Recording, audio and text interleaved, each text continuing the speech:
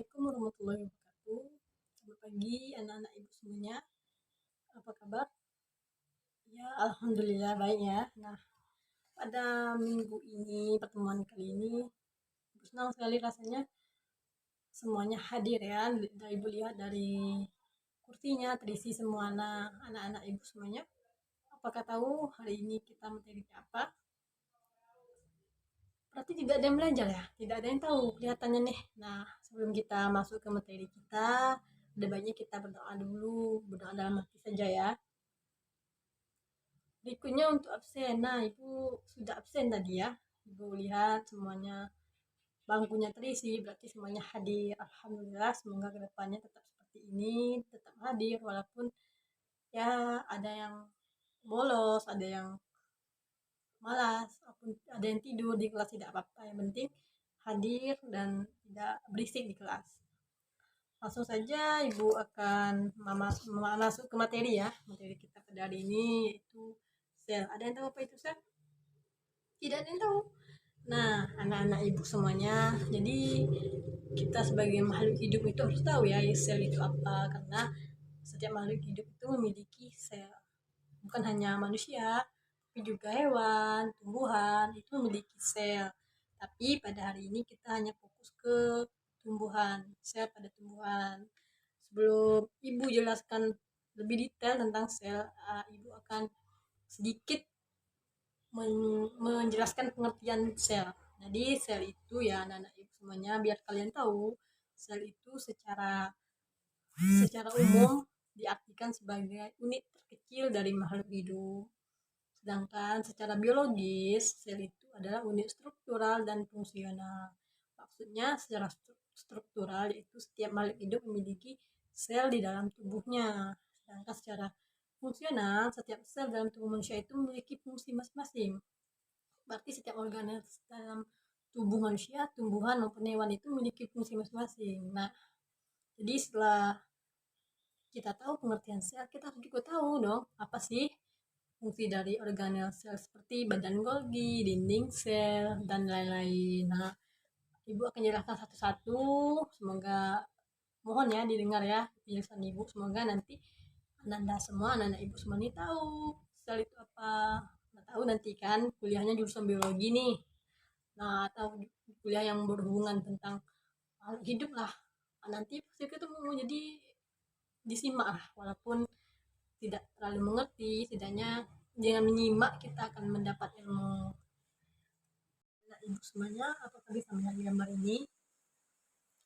Nah, ini adalah bentuk dinding sel yang hijau, dan gambar keseluruhannya ini adalah yang dinamakan sel tumbuhan. Yang pertama itu ada dinding sel.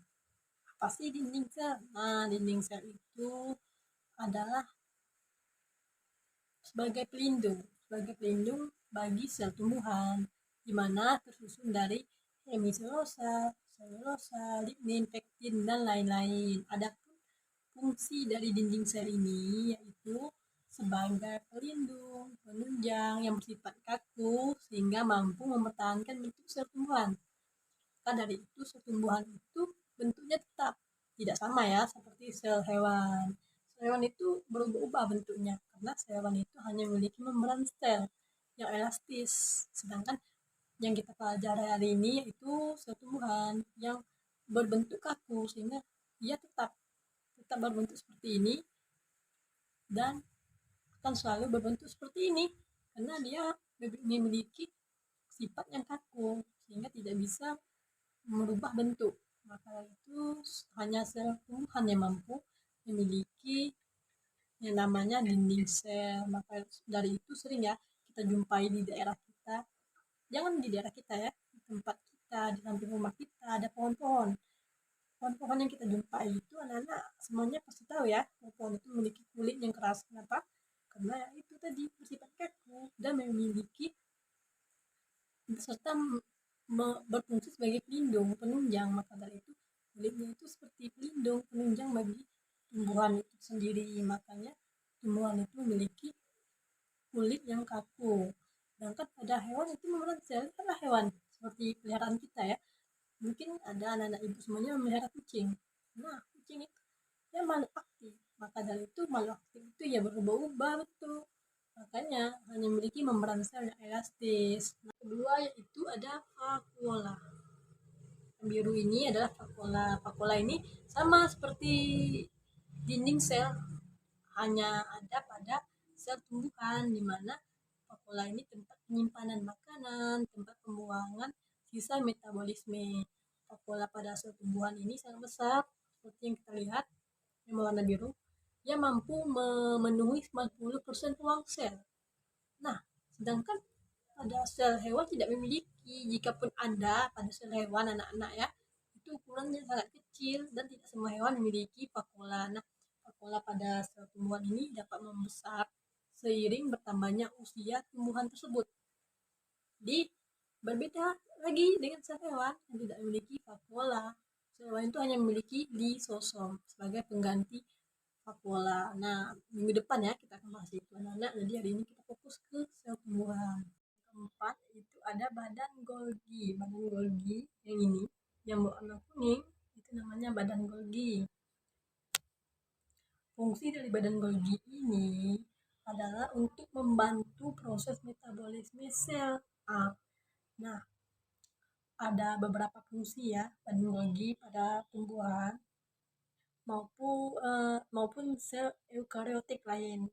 Pertama, mengemas bahan sekresi yang akan dibebaskan dari sel, memproses protein yang telah disintesa oleh ribosom dari retikulum endoplasma dan lain-lain. Sebenarnya banyak ya fungsi dari badan Golgi ini.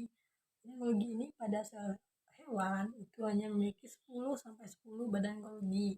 Tapi pada sel tumbuhan ini mampu mencapai ratusan badan Golgi.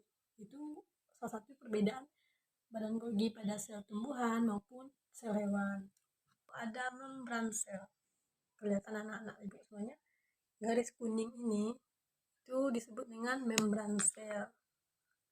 Ini ada pada sel tumbuhan maupun sel hewan. Nah, fungsi lain yang diantaranya yaitu melindungi sel agar sel tidak keluar, menjadi tempat beberapa reaksi seperti reaksi oksidasi dalam respirasi, penerima reseptor, atau rangsangan. Dari luar, fungsi membran sel ini juga untuk memberi struktur dan mengatur bahan yang masuk dan keluar dari sel, hingga membran sel ini seperti dinding sel. Dia memiliki fungsi untuk melindungi dan memberi struktur atau bentuk pada sel tumbuhan ini.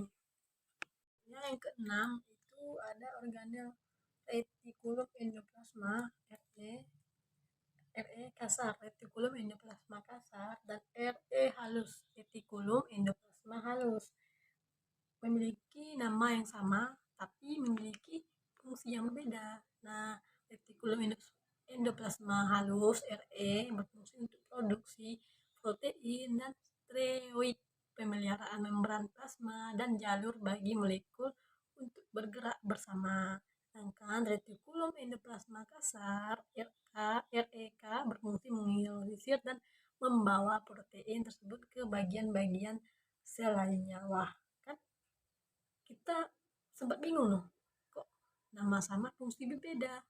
Nah, itulah dalam sel ini, walaupun namanya badan Golgi, di sel hewan juga badan Golgi, tapi mereka memiliki fungsi yang berbeda.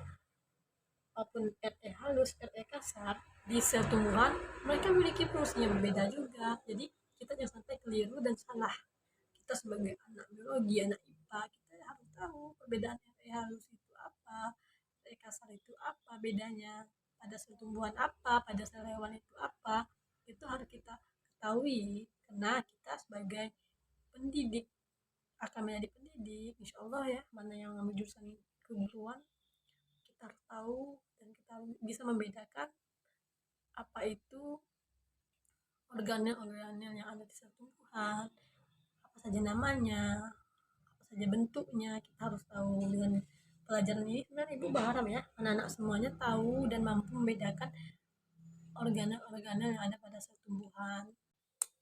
Nah, yang berikutnya itu ada ribosom. Apa kelihatan? Yang titik-titik ini di pinggir ini adalah ribosom ya anak-anak. Fungsi ribosom pada sel tumbuhan apa sih? fungsi ribosom pada sel tumbuhan maupun makhluk hidup lain, yaitu untuk membuat protein makanan dan melakukan sintesis protein dalam sel-sel perlu diproduksi agar bisa berproses biologis. Protein merupakan bagian penting bagi organ tubuh. Nah, jadi ribosom ini memiliki fungsi yang cukup unik ya, menarik ya, walaupun cuma titik-titik aja ya dari gambarnya, tapi fungsinya itu ya itu sebagai pembentuk pembuat protein atau energi makanan. Alhamdulillah, hari ini pelajaran kita sudah selesai. Semoga ibu berharap dengan apa yang ibu jelaskan tadi, anak-anak semua bisa mengerti, bisa tahu tuh apa sih bentuk organel pakul, apa sih bentuk organel ada pada sel tumbuhan, apa sih namanya, apa sih fungsinya. Nah, itu yang ibu harapkan dari pertemuan hari ini. Maka dari itu ibu beri tugas agar anak-anak semua ya bisa belajar lagi di rumah, yaitu dengan adanya tugas menghafal. Nah, tidak begitu sulit. Kita akan bertemu lagi minggu depan, insya Allah di hari Jumat.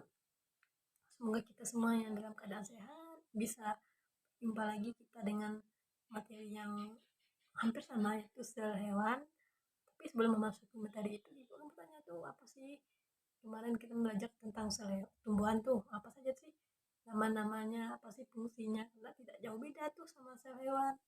Maka dari itu, anak-anak semua, anak ibu semua, ibu beri tugas, yaitu membuat gambar sel ini, sel tumbuhan ini, menggunakan styrofoam, dibuat beserta fungsinya, sama organelnya, dan ibu berharap dengan kalian menulis, kalian mampu mengingat dan mampu tersimpan tuh di otak kalian.